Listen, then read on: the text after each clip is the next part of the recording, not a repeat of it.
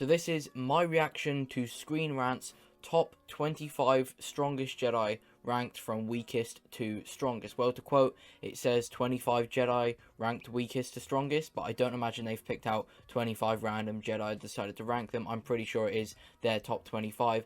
I've seen YouTube videos of people doing this for Marvel, and their rankings for whatever that was in Marvel were really quite bad, so maybe their Star Wars knowledge is equally as bad. I get that a lot of this will be opinion based, but some of it actually isn't, because there's obviously feats behind characters. I may not be the most knowledgeable in terms of scaling and stuff like that, but I'm definitely decent, and I know enough to spot a huge error when I see one, and there is definitely likely to be some huge errors in this given their Marvel ones. So with that being said, please do leave a like if you do enjoy, subscribe for some more Star Wars content, and comment what you think of their list in the comment section down below. But with that being said, let's begin. This isn't the worst decision, but it's not very good, because Coleman Trevor's only feat is dying in seconds to Jango Fett. I get Jango Fett is pretty strong, but surely there's like someone else you can put above Coleman, considering he doesn't have anything good going for him. Okay, yeah, he was a Jedi Master, but we know that that doesn't really relate to skill and power that much, because Anakin only became a council member and not even a master for the first time in Revenge of the Sith, where he was more powerful than everyone on the council other than Yoda and maybe at that exact moment Mace Windu. So yeah, this isn't great, but it's not terrible. Moving on, we have Agen Kolar. Again, his only feat is dying in seconds, but this time to Palpatine rather than Jango Fett, so that's a little bit better. I guess these are just making up the numbers until they get to Jedi with actual feats, but there is quite a few Jedi that do have some actual feats, so I wonder if they're going to miss out for someone like Agen Kolar. Then Saesee Tiin, I guess it's the exact same as Agen Kolar, but he's also regarded as a really good pilot, potentially meaning his force power is pretty decent as well. I can understand him being above those two. Yaddle, I guess this one is just like a guess, because Yoda's species, the two members we've seen before, Grogu and Yoda, are very strong, so you can assume Yaddle would be. She was also obviously on the council, so that applies the same way it did about the last ones, but she doesn't have anything going for her. Now on to Aayla Secura. We do actually see her a little bit in the Clone Wars, as it mentions in this paragraph here.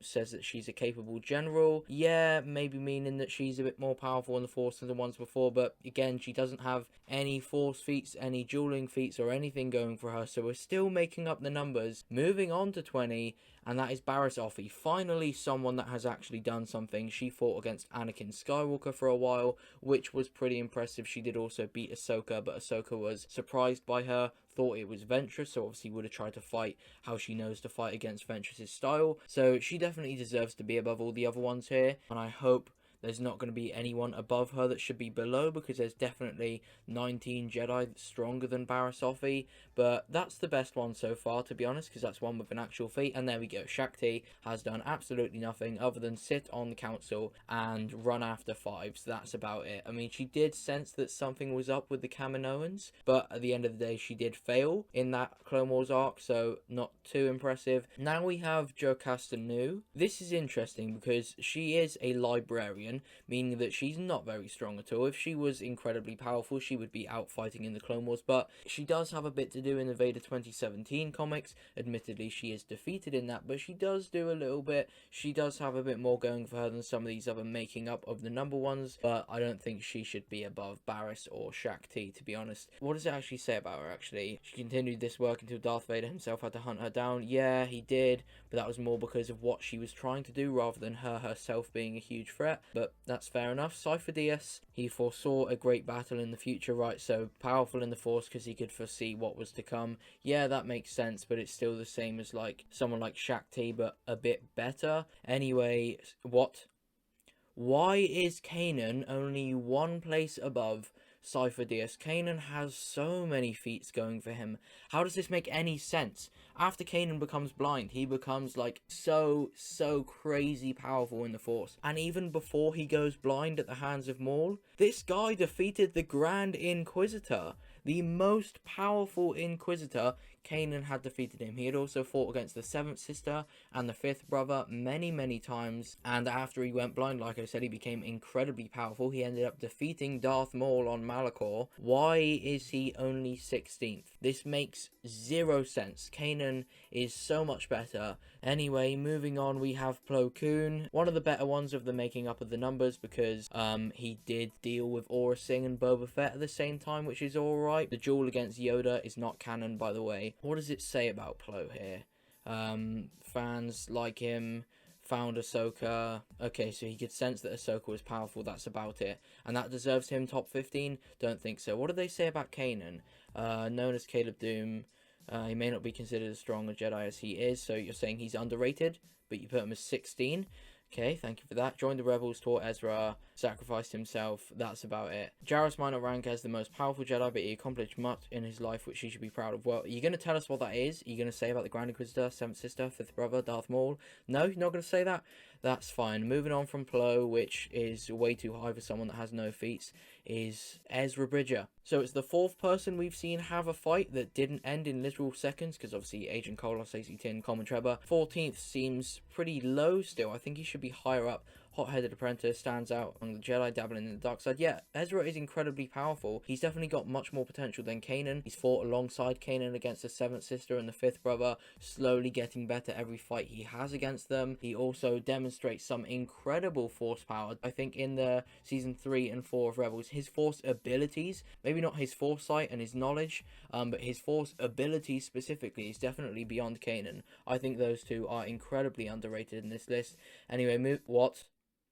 Why is Ahsoka Tano here? Why? How is she only one place above Ezra, who is already underrated? How is she not in the top 10? This makes no sense. Ahsoka has so many feats. Ahsoka equaled Grievous at like 15 years old. She also defeated Darth Maul. Admittedly, she did get disarmed, but she still kept up with him that whole fight at 17 years old. She destroyed the 7th sister and the 5th brother, who Ezra and Kanan put together, struggled against the whole time throughout Rebels. She also fought against Vader for a while and held off Palpatine in Season 4 of Rebels. This makes zero sense. She is head and shoulders above every single Jedi we have seen in this list so far. This makes no sense. What's the description? Love-hate relationship, Peppy Padawan, ruined canon? No, I don't think so. George Ventress and Vader, not going to mention Maul. Okay, that's cool. Maybe this was made before that, but even so, not going to mention the 7th sister and the 5th brother. That's fine, don't mention them.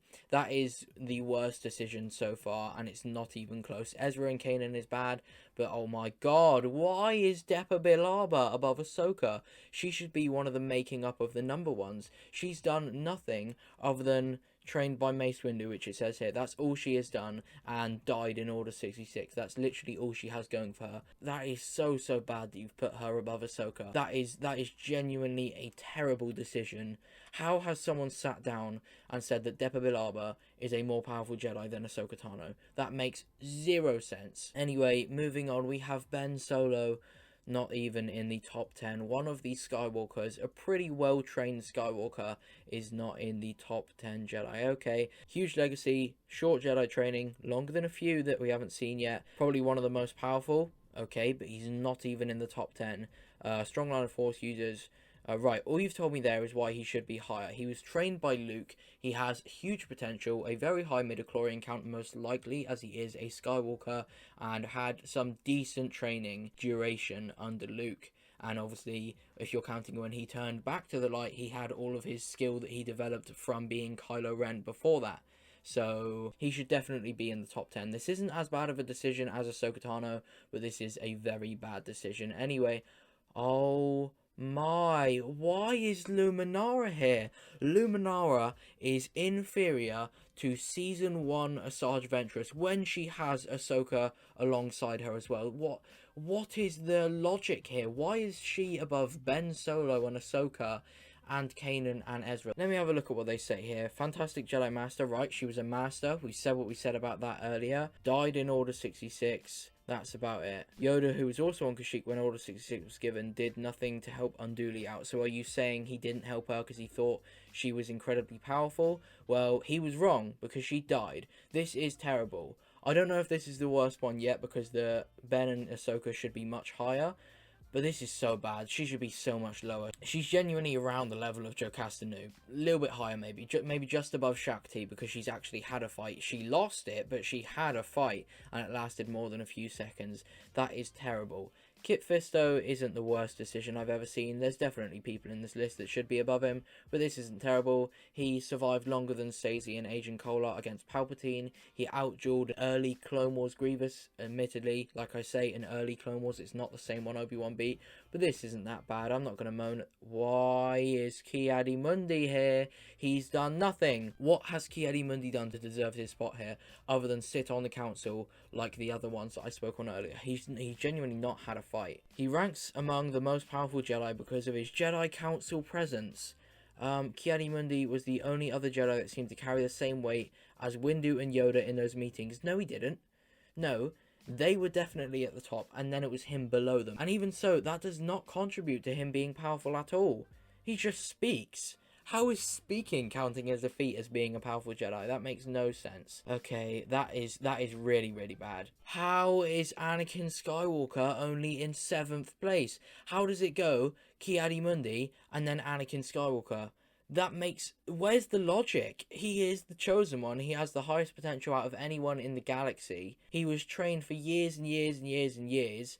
Ended up walking into the Jedi Temple and just killing people left, right and centre without caring, with hardly trying. And he's deserved 7th place apparently. Certainly one of the most powerful Jedi. We haven't even put him in the top 5. Fell to the dark side, which reveals that he's weak in some terrible ways. Yeah, but not force power weak. No, that doesn't make any sense. He was manipulated by Palpatine, but that has no telling on how powerful in the Force he is. Not at all. His biggest accomplishment would be tossing Emperor Palpatine into the Death Star 2 core. What? Because he physically was strong enough to lift up an old frail man and chuck him over the edge. That's his best feat. Not like destroying Count Dooku in a duel after Count Dooku like chucked Obi-Wan and knocked him unconscious. Not that at all. Not what I said about walking into the Jedi Temple. Just picking up an old man. Okay, fantastic. That's a terrible... Why is Qui-Gon here? Qui-Gon is not more powerful than Anakin. Qui-Gon is not more powerful than Ben Solo. Qui-Gon is not more powerful than Ahsoka. It's not close. I wouldn't have him above Ezra or Kanan. Fought against Darth Maul, arguably the coolest Sith. Yeah, and he died. So, how does that make any sense? He died to Maul, the weakest version of Maul other than when he first comes back in the Clone Wars. Discovered the secret to becoming a Force Ghost. Yeah, because they chose him. The Wills chose to teach Qui-Gon. That doesn't have any representation of how powerful he is. They did it because of his personality. This is so bad. It started off just like bad, but not that bad. Now it's genuinely an outrage to put Qui-Gon Jinn more powerful than Anakin Skywalker. Now we have Mace Windu in number 5. He definitely deserves his spot in the top 5. Maybe this is a little low. Maybe a place or two higher would be fitting. But that's not terrible. We can move over that. And now we have Obi-Wan over Mace Windu. Obi-Wan, who was literally told that he would lose to Palpatine, and Mace Windu, who literally beat Palpatine, and you're putting Obi-Wan above him.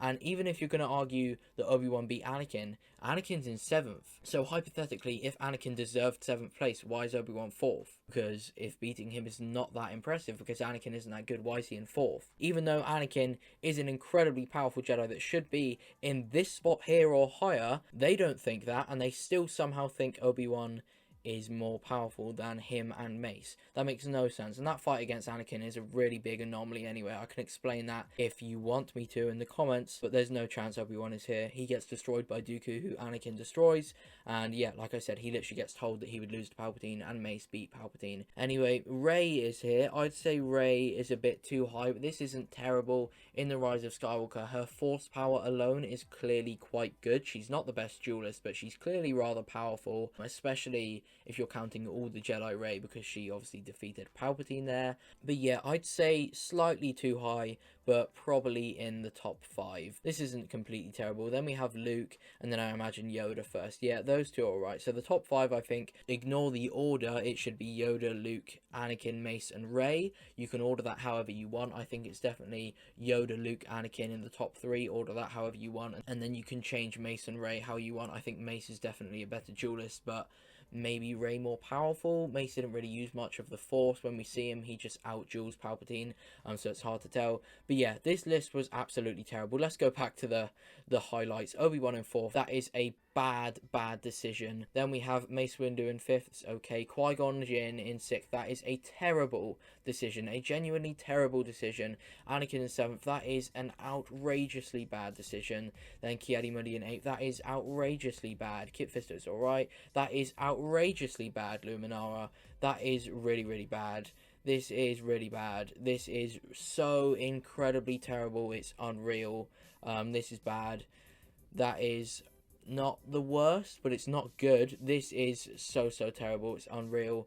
And then the rest I've already said about all I have to say about it. It's not great, it's not perfect. Cypher DS is probably the best out of the making up of the numbers ones. But yeah, I guess that's all for this terrible list from Screen Rant, given their 25 strongest Jedi. So there we have it then. That is my reaction to Screen Rant's top 25 strongest Jedi. Let me know if you agreed with what I have said in this video. Let me know if you agree with what Screen Rant have for their list. And let me know anything in between. So yeah, with that being said, if you enjoyed this video, please do leave a like. Subscribe for some more Star Wars content. If you want to see any more from me, click this video right here. And yeah, thank you for watching. Goodbye.